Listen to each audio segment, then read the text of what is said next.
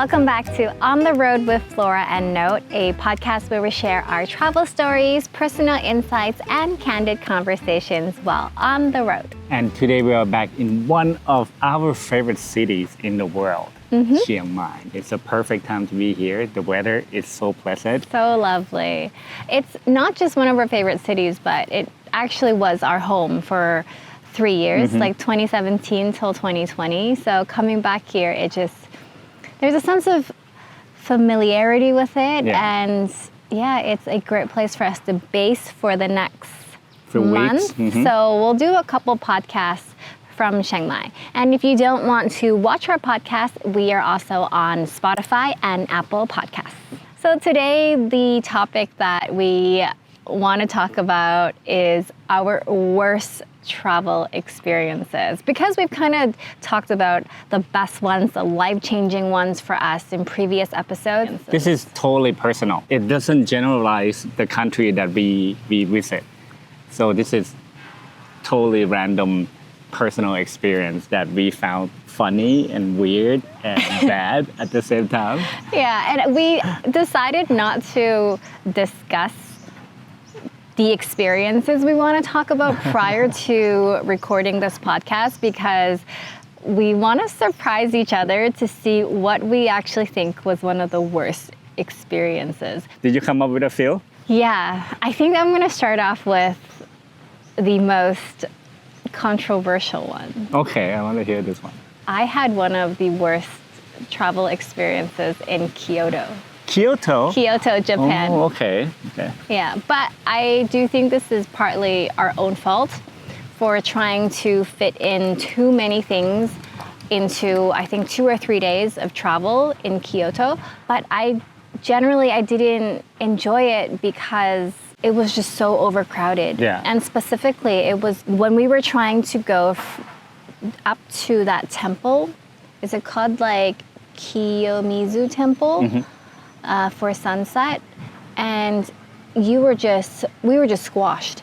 Like, you can't move. It was so crowded, and then when you get up there, you also couldn't really see that much or do that much. But that was one of the experiences where I was like, oh, I'm so over this.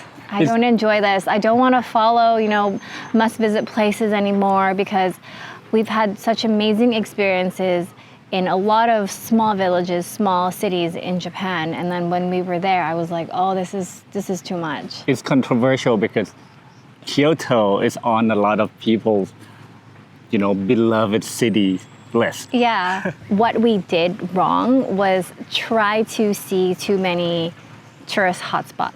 And in a short period of time. Yeah, because we have now learned from other people is that go to those places, but walk to the side streets. Walk and see the smaller temples. There's so much lovely things around that you don't have to just focus on the really touristy parts of the city. For me, Kyoto is a perfect example of Instagram versus reality. You see all these beautiful places online, and that's what made us want to visit Kyoto. But then in reality, you don't really see anything other than heads. Yeah, every single shot is just heads. Yeah, I think that one was one where I guess also maybe I set expectations high, and that's also something that usually is not great when you're traveling, is when you set a really high expectation for a place and then you end up being very disappointed. Like, I think one of our highlights in Japan was actually going to see the volcano. Okay, yeah. We didn't film that. We didn't film that because it was pouring rain, and we decided to go to Mount Aso in Kyushu. We went up to see the still kind of active volcano, and then we did a little camping trip there, which we didn't film, but it was one of my favorite memories. And I think that had a big contrast to what we experienced in Kyoto. We still love Japan. We just came back from Japan, actually. We filmed 2 videos. Yeah. 2 videos in Japan, so that will be on our main channel. But we didn't go back to Kyoto. No. We stay in Osaka, and we made a day trip to Nara and Kobe instead. We skipped Kyoto completely. That's a good point. I think after we went to Kyoto, we went to Nara, and I really, really enjoyed it. It had a sense of calm to it. So this time we were traveling with your dad. We decided to take him to Nara instead of Kyoto. My worst one that I can think of right now is Cebu in the Philippines. Oh my goodness. When we went on this food tour, Yeah. and I think I made a mistake because before the food tour, I told our guide, I said, if you can show us some exotic food, something wild and weird, because I want to try what local people eat. Yeah. And I think couple courses through the tour, after eating pig's brain, chicken blood, what else? Some kind of chicken seaweed. intestines. We ate seaweed salad to start. We also had, the chocolate was good. We had a hot chocolate. Pufferfish soup. Pufferfish soup. Yeah. Pufferfish soup was when it happened. Yeah, my stomach started causing problem. And I told our guy that I needed a toilet, immediately. And she keeps saying, it's okay, we'll go to the next destination, we'll find one for you. But now I realize, because we were in such a poor part of the city, Yeah, I think she was just trying to find a nicer toilet for me. But it got to the point where I can't hold it in anymore. And I went to the local toilet behind the pufferfish soup shop. But I have to say that it's the food on the food tour in general, that wasn't a problem. Because I ate exactly the same thing and I didn't have any problems. But It's just my stomach. Note already has a sensitive stomach, so that's why you ended up in the toilet. Yeah, and I've been to worse toilets in my life. I've been to a toilet in Tanzania, and it's not as bad as this one in the Philippines. They built it in a way that they use, the aluminum roof to just patch different sections together, and there are small Gaps. holes everywhere. I open the door, look inside, it's just a hole on the ground and a tiny bucket of water. So I shut the door, but I couldn't lock the door. And I found this piece of wood lying around. So I anchor it against the door and the ground. There were 3 or 4 cockroaches crawling from I don't know where. So I was squatting and trying to stop the stupid cockroaches at the same time and holding on the door in case someone opening it. That was so bad. That was my worst experience. And I was just sitting outside enjoying my pufferfish soup and be like, oh, he's taking quite a while. I wonder if he's okay. And the guide's like, yeah, did he bring enough toilet paper? We were just like, oh, okay. And you were probably gone for, I would say 20 minutes at least. Yeah, I think I spent 20 minutes and then extra 15 minutes trying to figure out the situation. Because there's no water. See, that was so gross. That wasn't on my list of worst experiences because I didn't experience that. We had some weird experiences together. Which one are you thinking about now? I'm thinking about the massage in China. Oh, that one was funny. Okay. Yeah, that one was funny. This is now the first China series that we filmed where we went to Wangshan Valley, which is this beautiful fairy tale land in China. On the cliff. Yeah, so we finished filming that day and it was a big travel day and a big filming day, and then we decided to, go for a foot massage. That's what we wanted to do. The hotel said, I can find someone to come pick you up, and he'll take you down the street to their massage place. So just wait 5 minutes or something. So it was about 8:30, I think. He came and got us, and he drove like a maniac down that was the scariest street. moment. Yeah, it was so scary. I had my seatbelt on, plus holding on to my seatbelt because I was like, we were like this. Yeah, it was. Why is he going so fast? But eventually we made it to the massage place, which is probably just about 7 minutes down the road. And we got in and he showed us into the room and said, someone will be with you shortly. So we sat there, got comfortable in those massage chairs. Offer me a pack of cigarettes while we wait. Yeah, we're not smokers. And then after about like 15, 20 minutes, I was already feeling like no one's coming. So I went outside and we're like, is someone coming to give us a massage? And then he's like, yeah. It's just been really busy, so they're running a bit late. This is weird because he just told us to go into the room without saying anything. Yeah, but we were trying to be accommodating, you know what I mean? We know it was last minute. We know it was a bit getting kind of late, so we thought that maybe just wait. But no, 20 minutes, 40 minutes, close to like 45 minutes. I think we sat there waiting for them to give us a massage for almost an hour. Yeah. And then we looked at each other, it was like, this is getting weird now. Yeah, and plus I was getting really sleepy.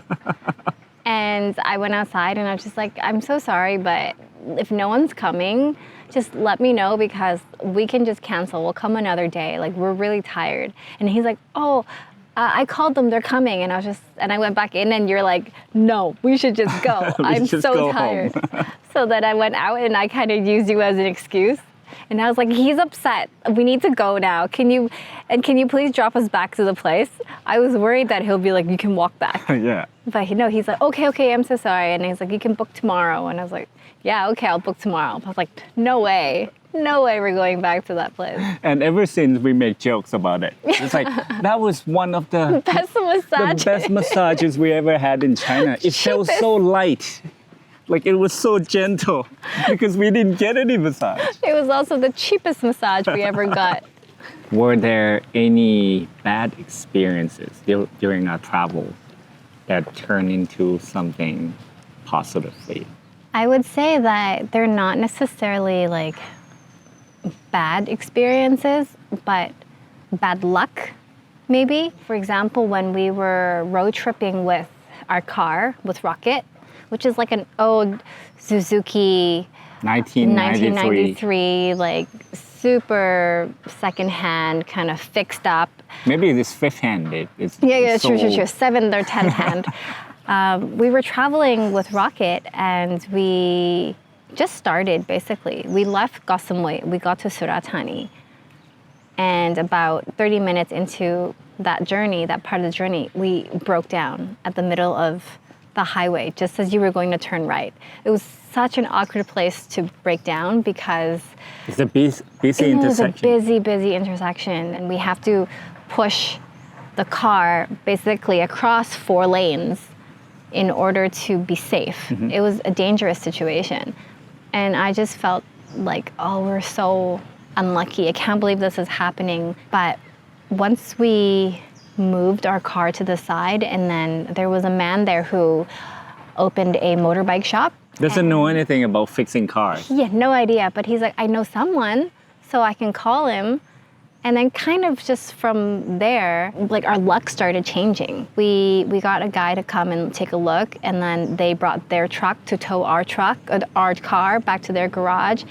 And while they were fixing our car, we just sat at the garage, and just kind of chilled. Being taken care of by the local people there. Yeah, as in once we decided that there's nothing really we can do, it's out of our hands, but it was also really nice to be able to have someone help us. Mm-hmm. Then we just had to wait.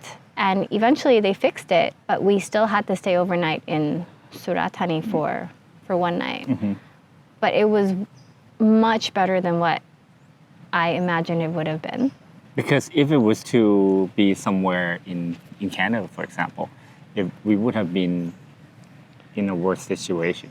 Not only to get help. Yeah. And it would be so expensive. Expensive, and also I feel like they would be like, you need to leave your car for a few days or something like that. But these guys were like, well, yeah, we'll fix it. And they needed a part. They were like, I'm calling people to find it. Just like stick with us. We're going to fix it. And it happened many times. Our car broke down several times. And each time we get to meet so many friendly locals who are willing to help us right away. Yeah. And they're not like trying to scam you or anything. It's like genuine help.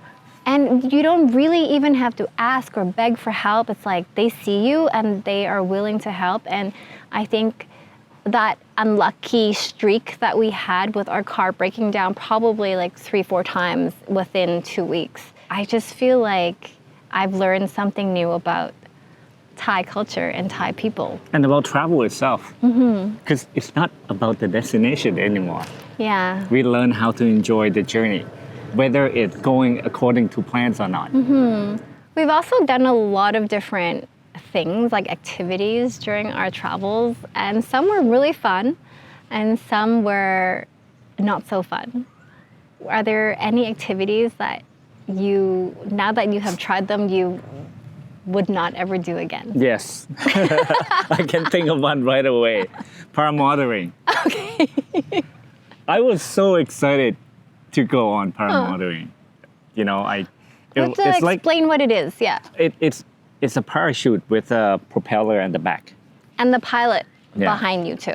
And it's like a nice introduction to if one day I wanted to do skydiving. It's you know? more like paragliding Yeah. because you're not really going like up and down a lot. You're Oh, kind of you do going up and down, babe. It's like paragliding, but it has a motor so you can go long distance. We were on there for like 45 minutes. 45, well, in my case, was only 20 minutes. And back then, I didn't realize I was scared of height. Because I was like, oh, I'm gonna go on this, and then after this, let's book skydiving. Yeah. You know, try it out, once in a lifetime experience. But as soon as we take off and I'm up in the air, I felt so sick. I was so scared, and at that moment, I realized I don't like to be in the air. I think we were unlucky. We also went on a really windy day. So that means the pilot would have more trouble trying to control the altitude. Like he wants to stay at the same altitude, but because of the wind, you keep going like this. Yeah, and you are so exposed. You pretty much just sit on his lap, hanging. Like there's nothing below you or around you to protect you. But 15 minutes into the flight, I started wanting to throw up. I was so sick. But I know that we have 45 minutes flight time. I want to maximize it because we spent so much money. So I was trying to hold it in. And it got to the point where it's like, I'm ready to throw up in my shirt. Because that's the only option. Yeah, because if I were to throw up then, Yeah. the wind would blow it Yeah. back to Your the pilot pilot. behind me. And there's a fan behind him too, like the propeller. It would be a mess. But the scariest part actually for me was about 20 minutes into my flight. I look around and no, it's gone. You and your paramotor and your captain or your pilot, you guys were gone. And that freaked me out. Because I was, did you guys have an accident or something? Because there's no like walkie-talkie or whatever. Like wasn't able to tell each other like what's happening. It's like you were suddenly there, and then I was busy filming something, and I look around and it's like you were gone. So for the next 20 minutes, I was like, did he go down? I was trying to look for you down there, and I couldn't find you. I was so scared that something happened to you. I told him it was like, like this. I was holding it in and tapping his knee. It's like, I need to go down now. Like I couldn't talk because my mouth is already full with. Oh my God, really? You actually threw up already? Yes. Oh my gosh. And as soon as we landed, I ran and I threw up. And at that moment, I realized that I don't want to be a bird. I don't want to fly anymore. You want to be what? A fish instead? I want to be a fish instead. I enjoy scuba diving. I enjoy the underwater world. I don't want to be a bird. Having said that, I think bad experiences make good memories. Yeah. Well, the thing is, you don't know how things turn out sometimes. So travel experiences, good or bad, are kind of great memories, great stories that you can share. Once it happens, basically you're no longer angry at the situation or sad or frustrated. Then you look back and you kind of just laugh about whatever happened. And yeah, it's always fun to be able to share those memories. And those are sometimes the ones that you remember the most. Yeah. As always, we love to hear your travel stories. So if you have any of your worst travel experiences, Worst or weird or funny stories? yeah, leave them in the comments section below. We'd love to hear about them. Thanks again for watching, and we'll see you on the road. Bye. Bye-bye.